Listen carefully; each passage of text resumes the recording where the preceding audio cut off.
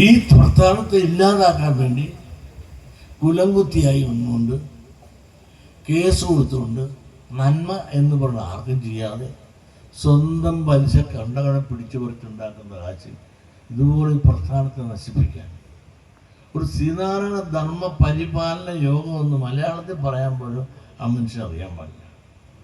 കുറേ കേട്ട തമിഴ്, കുറേ കേട്ട മലയാളം, കുറേ സംസ്കൃതം എല്ലാം കൂടെ കിട്ടും. ഇപ്പം SNDP യോഗം പിടിച്ചടക്കണം, ഭരിക്കണമെന്നും പറഞ്ഞ് നടക്കുകയാണ് ഈ പരിസരമായ. അതുകൊണ്ട് എന്താ പറ്റുക, നിങ്ങൾക്ക് ഇതൊരു നന്നായിട്ട് സംഘടനാപരമായി ഒരു തെരഞ്ഞെടുപ്പ് നടത്താൻ സാധിക്കും. എത്ര കേസാണ് സുപ്രീം കോടതി വിട്ട് മുനിസിപ്പൽ കോടതിയിൽ നടക്കുന്നത്, പിന്നെ നാളെയുണ്ട് ഹൈക്കോടതി.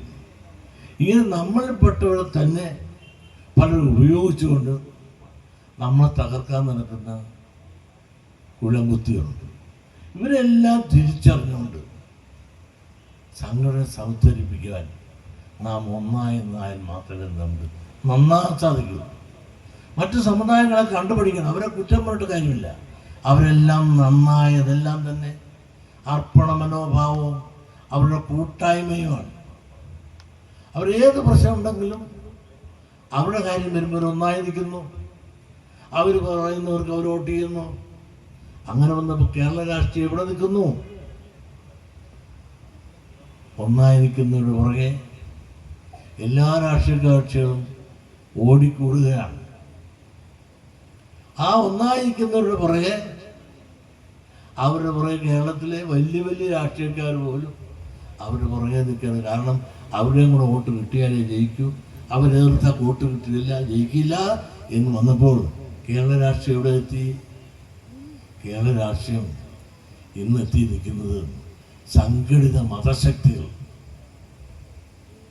ഇന്ന് ഹൈജാക്കി. അവർ വോട്ട് ബാങ്ക് രാഷ്ട്രീയമായി ഇന്ന് മാറി. ആദർശ രാഷ്ട്രീയങ്ങളെല്ലാം പോയി.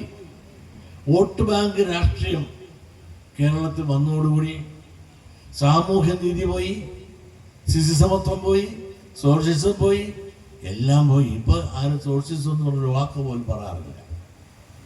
വോട്ട് ബാങ്ക് രാഷ്ട്രീയമായി മാറിയ ഈ കാലഘട്ടത്തിൽ തകർന്നടിഞ്ഞത് ഇവിടുത്തെ പിന്നോക്കക്കാരൻ്റെയും സ്വപ്നങ്ങളാണ്.